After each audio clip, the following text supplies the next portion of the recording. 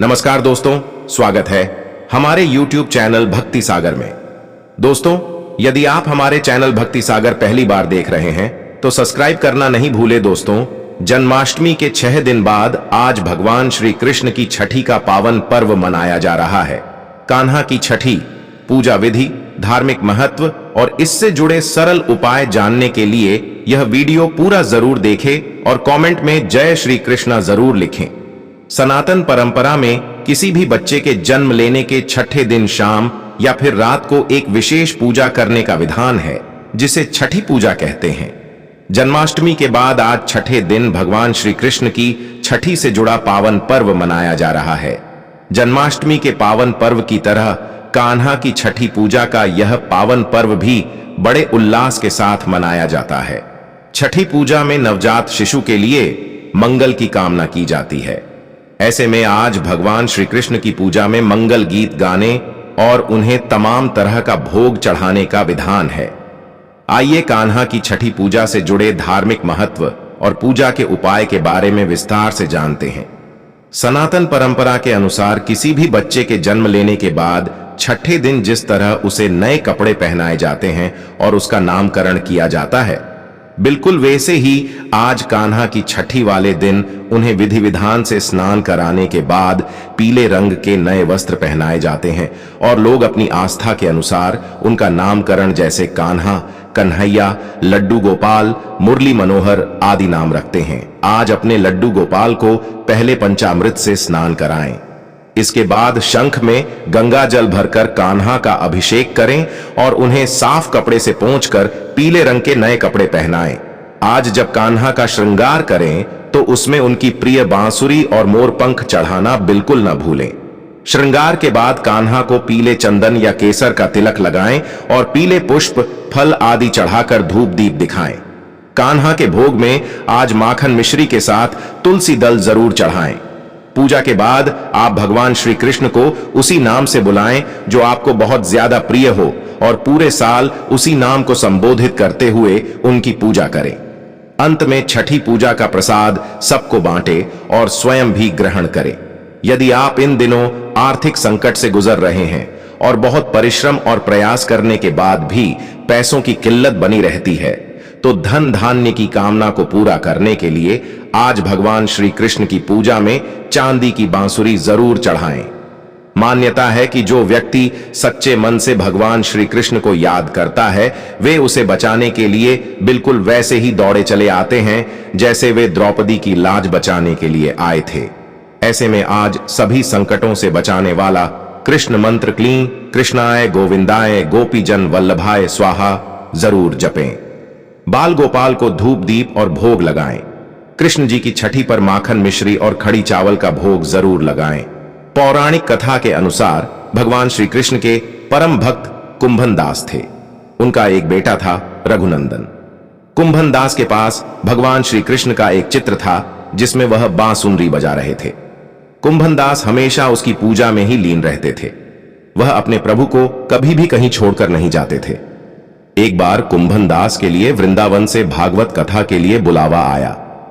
पहले तो कुंभन दास ने उस भागवत में जाने से मना कर दिया, परंतु लोगों के आग्रह करने पर वे जाने के लिए तैयार हो गए।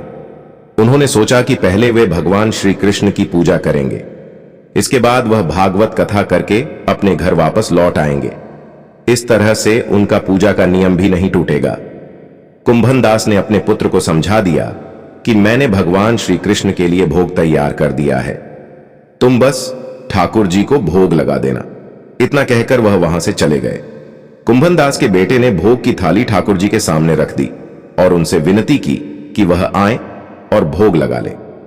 रघुनंदन मन ही मन यह सोच रहा था कि ठाकुर जी आएंगे और अपने हाथों से खाएंगे जैसे सभी मनुष्य खाते हैं।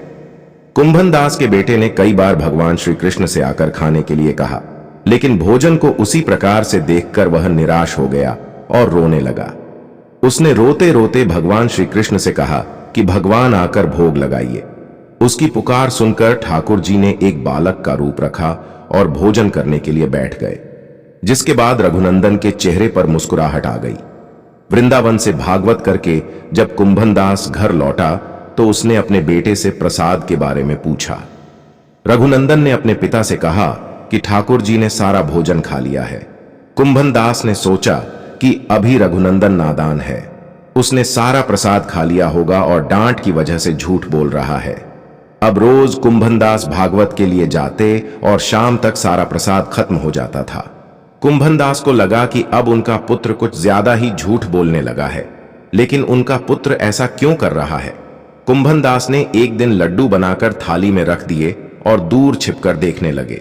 रघुनंदन ने उस दिन भी रोज की ही भांति ठाकुर जी को आवाज दी और ठाकुर जी एक बालक के वेश में कुंभन दास के बेटे के सामने आ गए। रघुनंदन ने ठाकुर जी से फिर से खाने के लिए आग्रह किया, जिसके बाद ठाकुर जी लड्डू खाने लगे। कुंभन दास जो दूर से इस घटना को देख रहे थे, वह तुरंत ही आकर ठाकुर जी के चरणों में गिर गए। ठाकुर जी के एक हाथ में लड्डू और दूसरे हाथ का लड्डू जाने ही वाला था, लेकिन ठाकुर जी उस समय वहीं पर जमकर रह गए। तभी से लड्डू गोपाल के इस रूप में पूजा की जाने लगी।